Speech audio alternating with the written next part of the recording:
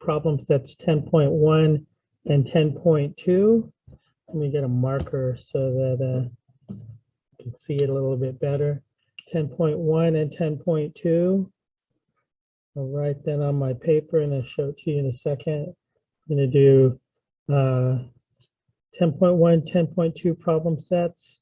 And those problem sets are on pages 307 to 322. And your learning program wants you to do numbers 1 to 23. Okay, I don't want to do all of them with you, obviously, but we are going to do enough of them so that you can know how to solve the problems yourself. Okay, so let's go to the camera.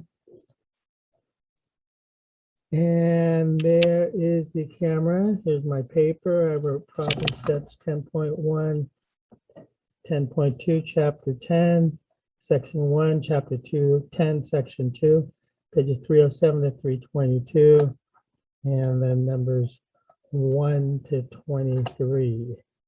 Okay, so let's get started with that. Now, let's see, I am going to need to be able to see this. And hopefully I can find some glasses around here.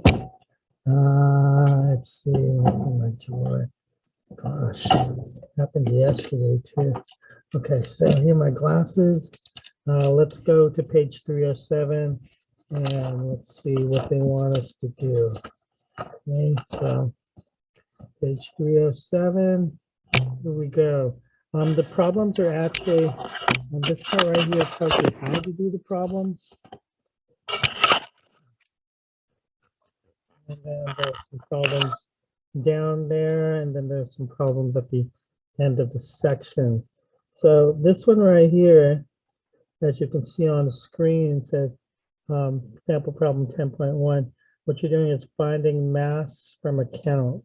What is the mass of 90 average size apples if 1 dozen of the apples has a mass of 2.0 kilograms?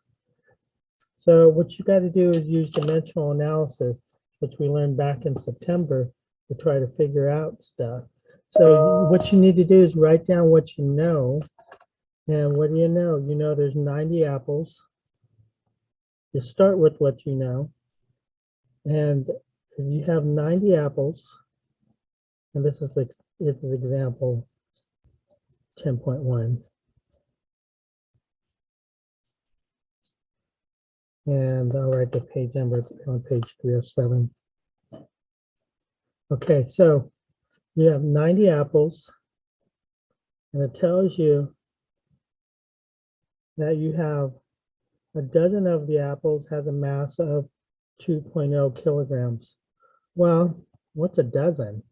A dozen is 12 apples. So when we use dimensional analysis, remember the next unit has to have its unit on the bottom of the conversion, the conversion factor. So the conversion factor is, we know that there are 12 apples in 1 dozen. And we know that, and from what they told us, is that each dozen weighs 2 kilograms. So I'm going to put dozen over there so I can cancel it. Top, bottom, top, bottom. And the masses of 1 dozen, it's 2.0 kilograms, which is what I wanted. So what is the mass of 90 average size apples? So I start with 90 apples. Here's a conversion factor. The top is the same as the bottom. 1 dozen is 12 apples. 1 dozen weighs 2 kilograms. And so when I do that, okay,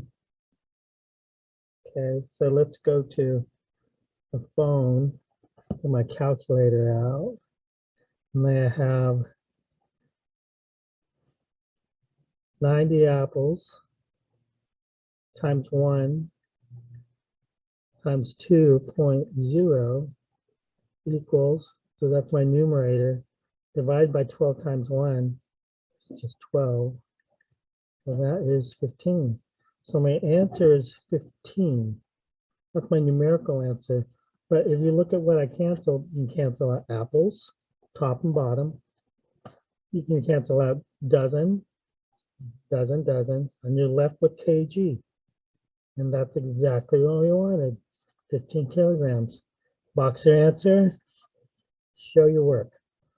Yay. Okay, so that's how you do that. Well, let's try one of the assigned ones.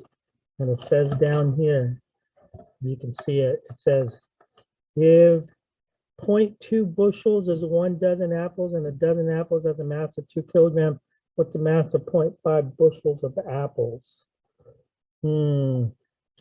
So we're going to start with what they give us. They said, what's the mass of 0.5 bushels of apples? So I'm going to start with 0.5 bushels of apples. Okay. Now remember the 0 there is not significant. So it's really the answer should be just to one significant figure. Okay, so I have a bushel up here, but as I look at my conversion factors, is there a conversion factor with bushel on the bottom? Because I'm going to need bushel on the bottom so I can cancel that bushel. Well, they say if 0.2 bushels is 1 dozen apples and a dozen apples has a mass of 2.0, but the mass of 0.5 bushels of apples. Well, there it is. If 0.2 bushels is 1 dozen, then that's my first conversion factor. So 1 dozen is 0.2 bushels. Well, I wasn't trying to get dozen. The question is, what is the mass of 0.5 bushels? So I have 0.5 bushels. I have 0.2 bushels equal to 1 dozen. The only other info that I have is a dozen apples has a mass of 2.0 kilograms. So a dozen apples, and this is going on the bottom so I can cancel the top. A dozen apples has a mass of 2.0 kilograms. And the question is, what is the mass of 0.5 bushels of apples? So if I do my math again, this is what I get. I get 0.5 bushels times 1. You can put that in your calculator if you need to. And then here's 2.0. 0.5 times 2.0, you can do that one in your head. That's 1, right? And then 1 divided by 0.2 equals 5 altogether. So the numerical part of my answer is 5. And the units are, if we cancel like we did in the previous one, bushels cancel, dozens cancel, and I got 2.0 kilograms is what I have left. So the answer to number 1 right there, the answer to number 1 then is 5 kilograms. Now, do I have the correct number of significant figures? I had 2 there. I only have 1 here and here, so 5 kilograms is correct. I don't have to put 5.0, but just 5 kilograms as my answer. Boxer answer, show your work. Right, so that's how you do the first sample problem in 10.1. And this is on page 307, you guys. 10.1, and over here, we just did this one together. Okay, and then that is the answer is 5 to that one. Hopefully you can do number 2 on your own. Let's go and do a different type of problem. Here's 10.2. 10.2 is converting number of atoms to moles. Number of atoms to moles. Okay, well, what you need to know is this number down here. This is called Avogadro's number. Avogadro's number is 6.02 times 10 to the 23rd. That means from this decimal to the right, there are 23 spaces. That means it's a 6, 0, 2, and 21 zeros after that. Okay, now that equals 1 mole of any substance, but then you can also flip-flop this just like they did here, because it's a conversion factor. Okay, this is the other way to write a conversion factor. Remember, we went over all of this back in September. If you need to, you can go back and look at my lecture on dimensional analysis. Okay, so what's the question? The question is, magnesium is a light metal used in the manufacture of aircraft, automobile wheels, and tools. Okay, that's all nice, gives you background information. But as far as solving our problem, for example, 10.2, that doesn't help us much, that information. It doesn't help us at all. What we need to know is what's coming up. How many moles of magnesium is 1.25 times 10 to the 23rd atoms of magnesium? So you start with what they give you, which is 1.25 times 10 to the 23rd atoms. And you're going to take that number and use the conversion factor. The conversion factor is that in 1 mole, there's going to be a certain number of particles, and that's called Avogadro's number. I'll write that over here. Sometimes we say N sub A for Avogadro's number. And Avogadro's number tells us that 1 mole of any substance is made up, I shouldn't put an equal, but it's more like a definition. 1 mole of any substance is equal to 6.02 times 10 to the 23rd parts. Could be particles, could be atoms, could be molecules. Just like 1 dozen is made up of 12 eggs. You can say a pair equals the 2. You'd say a ream of paper, 1 ream of paper equals 500 pieces of paper. Similarly, 1 mole is equal to this number. Now it's an unusually big number, but still it's just the same way, right? So 1 mole is equal to 6.02 times 10 to the 23rd part. So back to our problem. If we have this many atoms and we have this conversion factor, and we're trying to get to how many moles, well, then what we're going to do is we're going to take that and instead of parts, this could be parts or particles, or it could be atoms, or it could be, just about anything. In this case, we want the atoms. So we're going to say, so that we can cancel that out, I'm going to put this part on the bottom and this part on the top. So 6.02 times 10 to the 23rd atoms of magnesium equals 1 mole of magnesium. A mole spelled M-O-L-E, but we abbreviate it M-O-L. I know we just dropped the E, but that's what we do. Okay, so now here's what you get. You could do this on your scientific calculator. If you have an iPhone like I do, what you can do is turn that, and you can say 1.25, 1.25, this number right here, 1.25 times 10 to the 23rd is that EE button right there, times 10 to the 23rd. We're going to take that number and divide it by 6.02 times 10, EE times 10 to the 23rd equals that, and that's your answer. Your answer is going to be, and there's 3 sig fig, so I'm going to say 0.208. 0.208 moles of magnesium. I'll box my answer. Just showed my work right there. Okay. Now with the calculator, you can also do it this way. Remember that if you have fractions, well, if you have if you have scientific notation and it's in a fraction like this, then what you would do is divide the mantisses and then subtract the exponents of the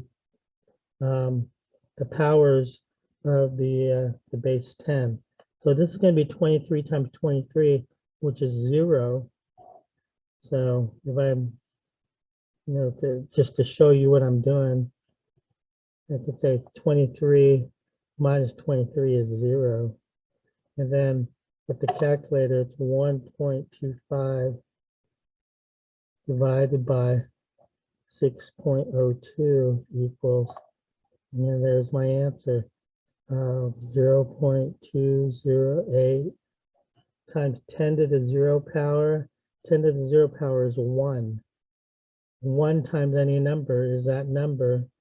And so your answer again is 0.208 moles of magnesium. So there it is again. Box your answer, show your work. Okay, so now that you have that 10.2 right there, let's go ahead and go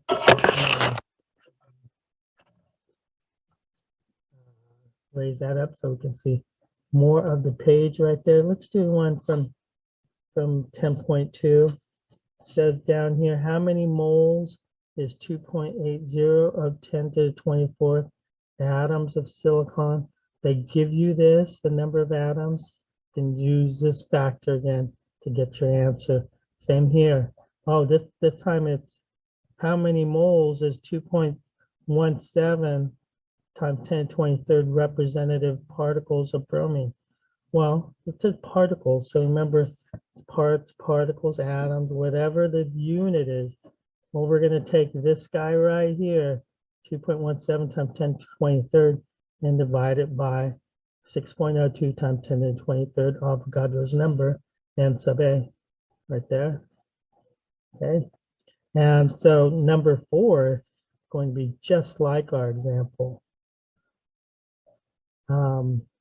They want us to get moles, and we did get moles. Same with number 3. They say you have this many atoms. How many moles do you have?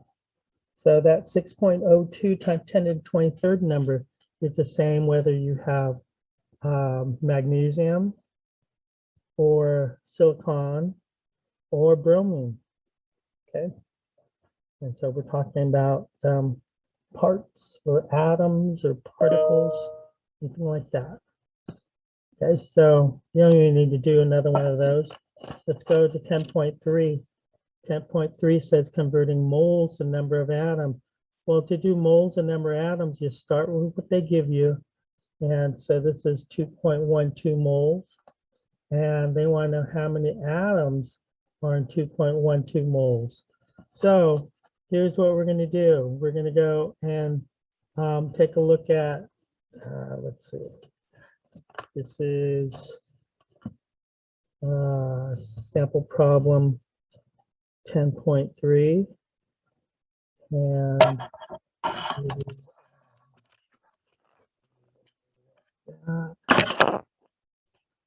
so we're doing the right 10.3, and this is on page 311. Okay, so here's what they give us. They say propane is a gas used for cooking and heating. How many atoms are in 2.12 moles of propane? And they tell you propane is C3H8. So here's what you know, and you can do it this way before you even set up the problem. I kind of skipped a step on the first couple of examples there, but you can write it out and you could say, all right, so here's what you have. You have the number of moles, and you know that there are 2.12 moles of propane. Okay. Now, here's another thing you know. You know that if you look at it, you look at the subscript right here, look at the subscripts, you can see in one propane molecule, there's 3 carbons and there's 8 hydrogens. So there's 11, 8 plus 3, 11 atoms altogether. Because that's what our question was hinting at. How many atoms are there in that many moles? Okay, so I have that many moles. Okay, that's what I'm starting with. And there it is again. I have 2.12 moles of propane. Okay, and I also know that in 1 mole, you have 6.02 times 10 to the 23rd atoms, you could say. Okay. And so what we'll do is we'll figure out how many particles you have, but then you got to understand and I'll write moles of propane. Okay.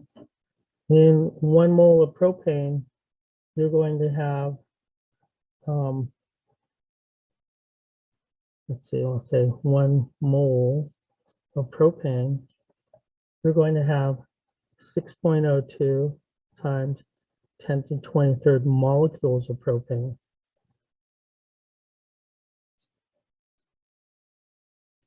But for propane, for each molecule that you have, we counted it out. For each molecule, you have 11 atoms, which is what we wanted. That's what the question was. The question was, where did it go? How many atoms are there? So moles are going to cancel, molecules are going to cancel, atoms are what's left. So let me go back to the calculator and put in 2.12 moles of propane times 6.02 times 10 to the 23rd. And we multiply that times 11.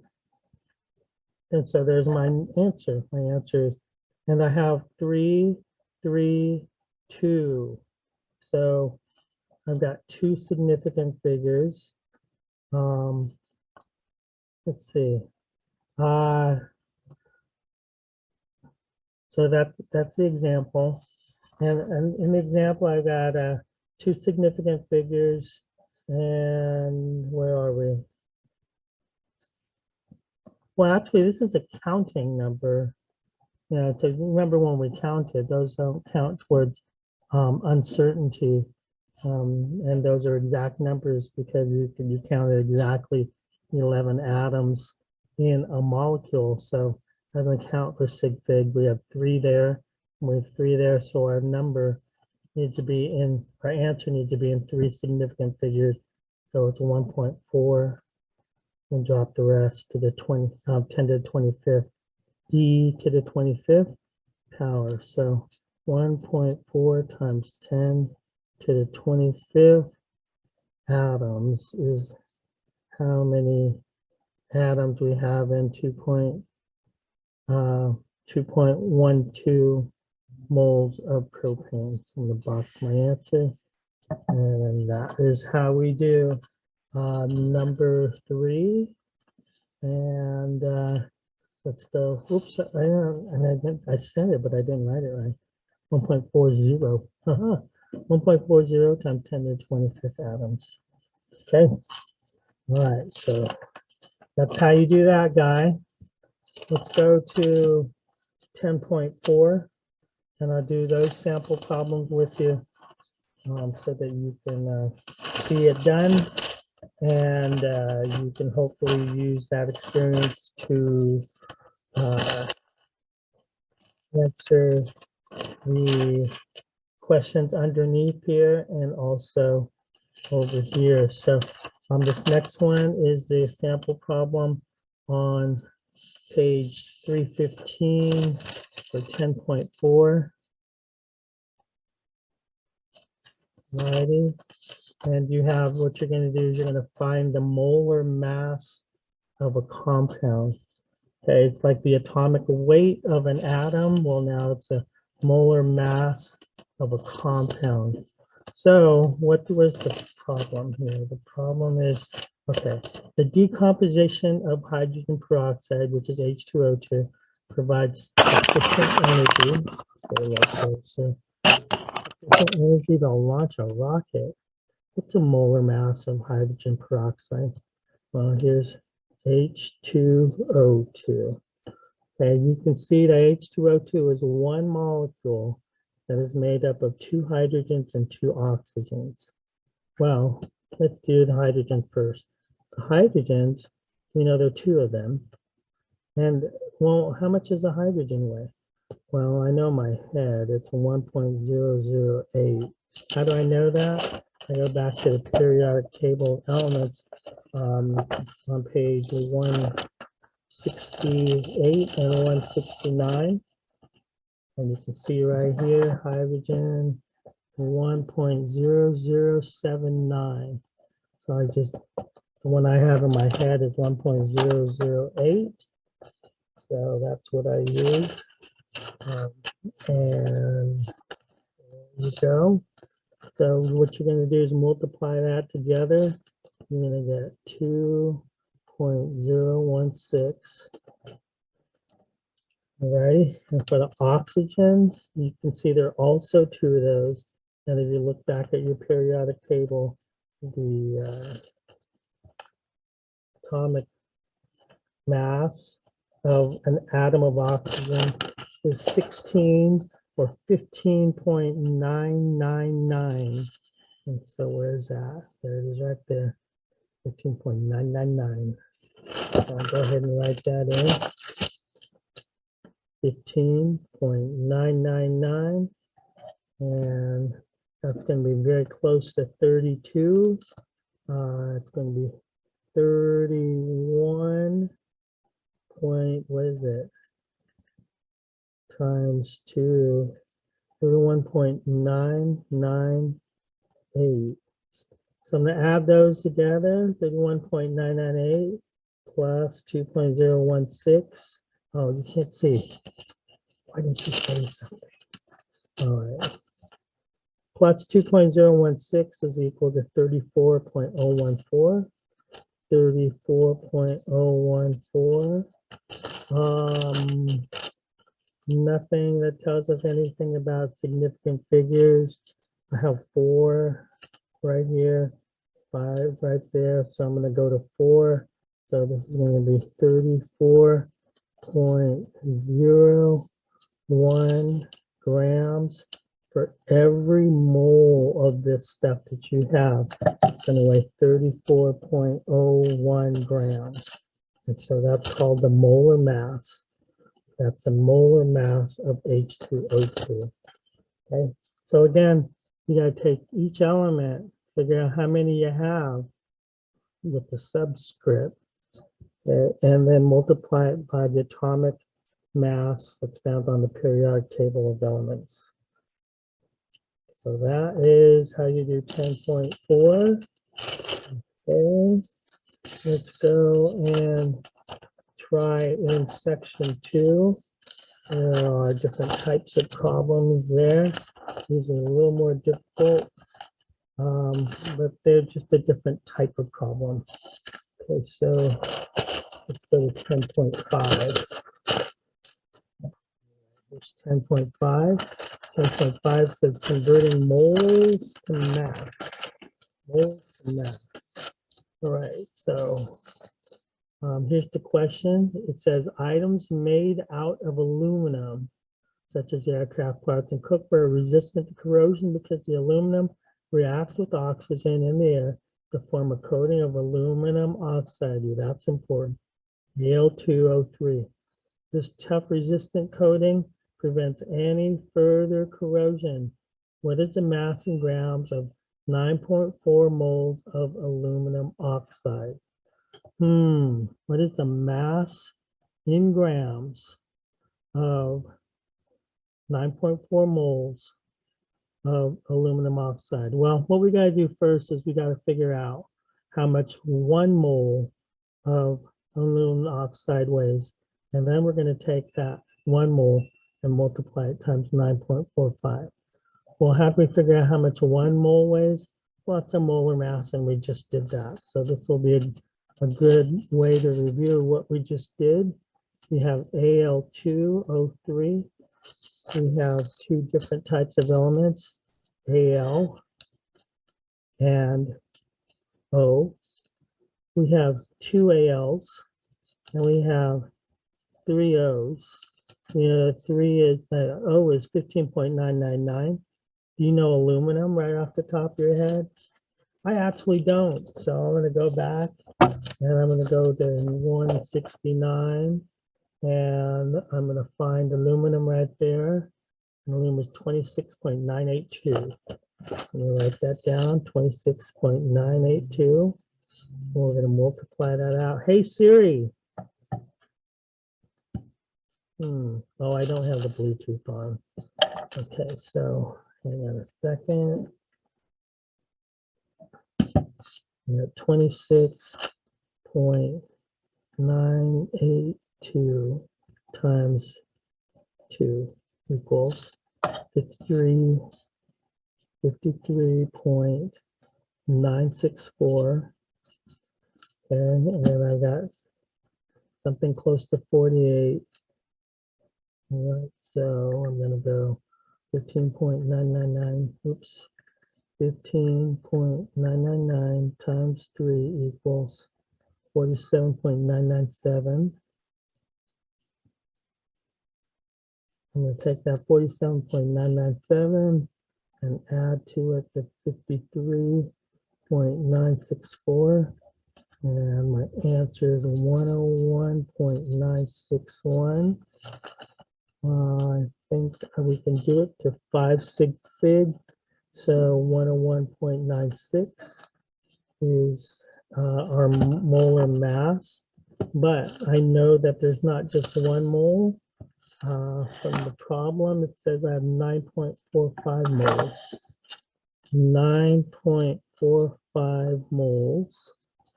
And I just figured out that this is that the molar mass is 101.961 grams per mole.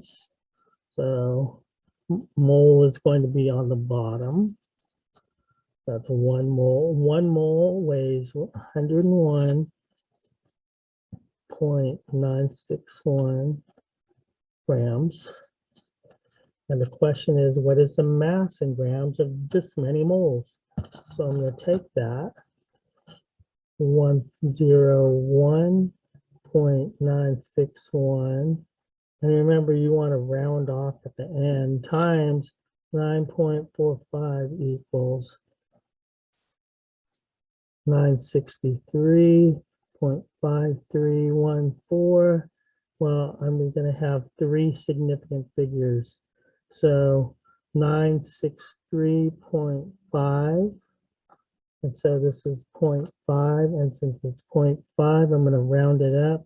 And this is going to be 964 grams. You can say 964 grams of aluminum oxide. And that would be your answer, 964 grams. And so that's how you do sample problem 10.5. Let's go ahead and do, let's do all of them, right? Here's 10.6. 10.6 says converting mass to moles. 10.6. When iron is exposed to air, it corrodes to form red-brown rust. Rust is iron 3 oxide. Okay. Remember, we learned about this when learning how to name. This means that this has a 3+ charge. And because it has a 3+ charge, this will come into play when we figure out the formula for the compound. And it's Fe2O3. And they give it to you right there. And so the question is, how many moles of this do you have? If you start with, if you have 92.2 grams of Fe2O3. If that is the mass, then how many moles is that? Okay, so what we have is 92 grams of Fe2O3. We want to know how many moles there are. Okay, but what we need to know is, well, we need to know the molar mass of just Fe2O3. So we've got to figure that out again. There's Fe2O3. We have 2 ions and we have 3 oxygens. So iron, going to the periodic table, which again is on page 160, 160 something. I have a post-it in it. Some books will put this at the very end of the book because you use it so often. Okay, so looking for iron, there it is, 55.847. And then oxygen, we have 3 of them, and each of them weigh 15.999. We're going to add those up again. So multiply them, and then we're going to add those up. So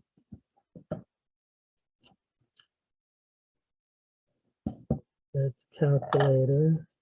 We have 55.847, and that is going to be times 2. Okay, so that's 111.694, and then 15.999 we saw previously was 47.997, or you could do that one in your head, but add that right here, 47.997, and that equals 159.691 grams. So that is the molar mass of iron oxide. And what was the question? The question is, when iron is exposed. Okay, so here's the question. How many moles of iron 3 oxide are contained in 92.2 grams of iron oxide? So that's what they've given you, 92.2. So we're going to start with that, 92.2 grams of iron oxide. Well, I'll go ahead and put iron oxide there. That's how many grams we have now. When we go to dimensional analysis, our next conversion factor has to have grams at the bottom. Well, guess what? We know that already. We know that 159.691, we just figured that out. 691 grams for every mole of Fe2O3. Guess what? That's what they wanted us to find out. How many moles is that? So all you gotta do is multiply that out. And so what you're gonna get is, it's a very simple calculator, but if I had a reciprocal, I could have just pushed that. 92.2 divided by 159.691. There's what the calculator gives us. And we have 3 significant figures right there, 92.2. So we're just going to say 0.577.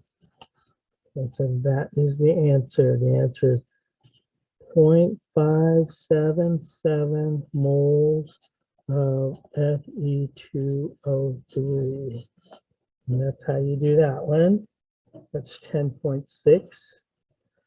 Okay. And then we'll go to try 10.7 and 10.8. Okay, so it's 10.6. Let's do 10.7. 10.7 looks like this. It says calculating gas quantities at STP. Sulfur dioxide is a gas produced by burning coal. Okay, that's nice. Gives you background. But for the solving of the problem, what do we need to do? All right, so it's an air pollutant and one of the causes of acid rain. Determine the volume in liters of 0.6 moles. of SO2 at sulfur dioxide gas at STP. Now we haven't done STP yet, but STP means standard temperature and pressure. Okay. Because you know, the volumes will change with changes in temperature and pressure. So we need to state what the temperature and pressure is.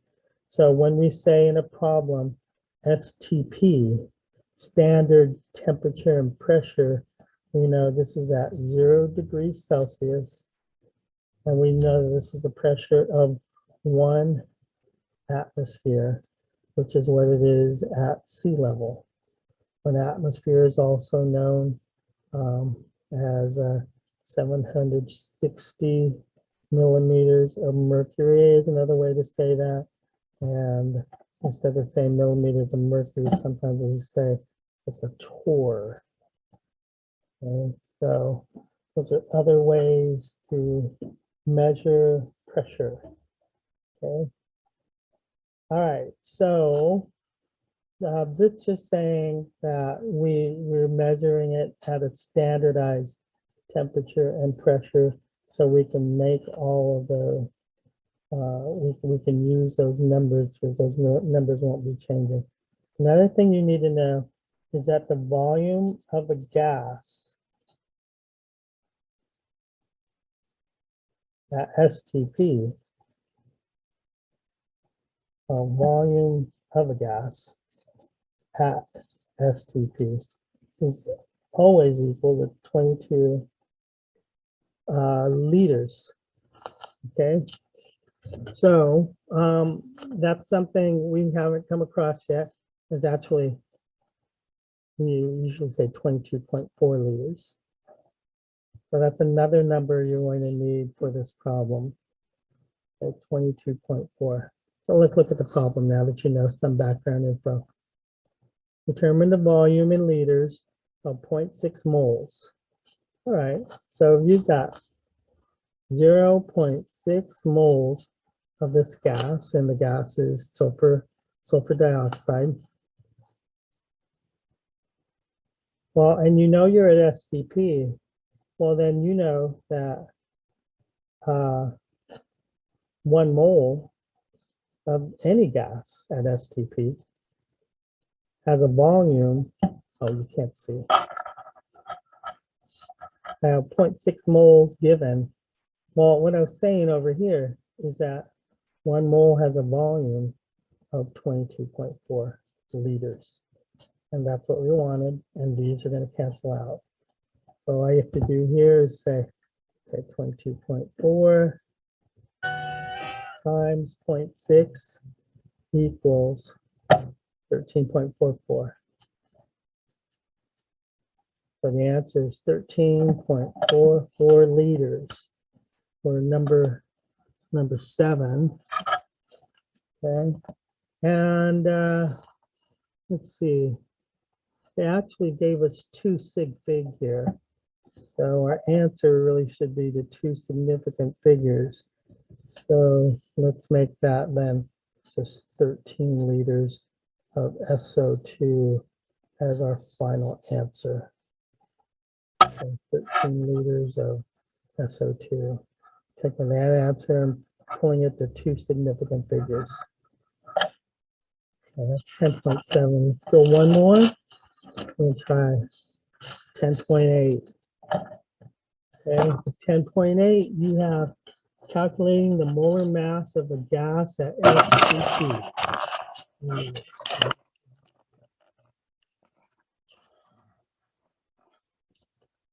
Density of a gaseous compound containing carbon and oxygen is found to be the density. Sometimes we simply say D, but the better abbreviation for D is that right there.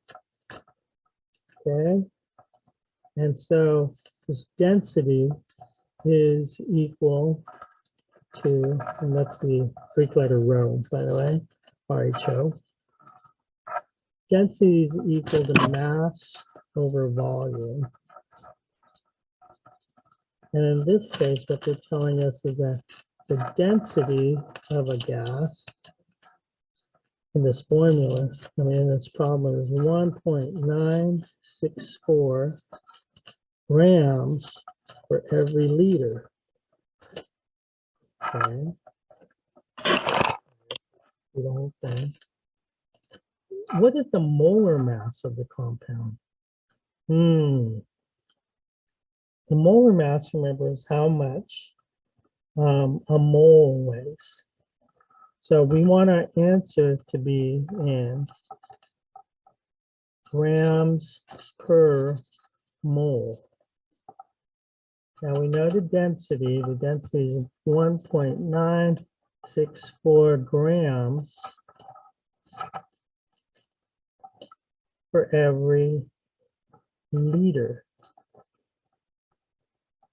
Well, we need a conversion factor to get rid of grams, okay?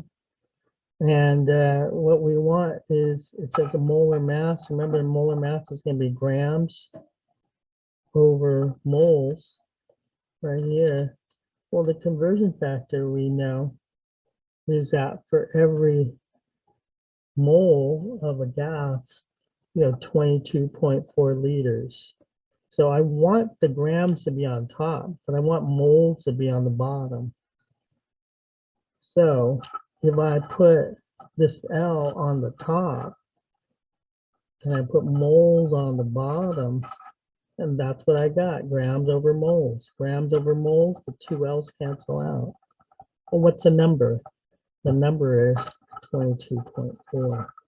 By definition, there are 22.4 liters. That's the volume. The volume of any gas at STP is 22.4. So I'm going to clear this out. I'm going to go 1.964. And since these are both on the top, I'm going to multiply them together times 22.4. Oops, that's not right. 22.4 times 1.964. And what I did was, I saw there was a negative, so that's not going to be right. And I can also eyeball it and say, that's about 2, and this is about 20. So 20 times 2 is 40. My answer should be a little over 40, 43.9. So L's cancel. My answer makes sense. It is 43.9936. And I have 4 significant numbers right there, 4 sig fig. So my answer is going to be 43.99 grams per mole. Box that answer. Work is shown here. Oh, so you have the sample problems worked out for you, but we just did them together, and hopefully now that you've seen how to do it, then you can actually do the problems yourself. You're supposed to do 1 to 23. And the reason I did all 8 of the sample problems, because most of them have a sample problem and then 2 problems. That's 10.8. Here's a 10.7. There's the sample problem and then 2 problems. Let's go 10.6. There's the sample problem and 2 problems. So I've given you all these sample problems, and we've seen how to do it live. Hopefully you can take that information and you can go and solve all those problems, okay? All right, let's stop the screen share. Ask if you have any questions.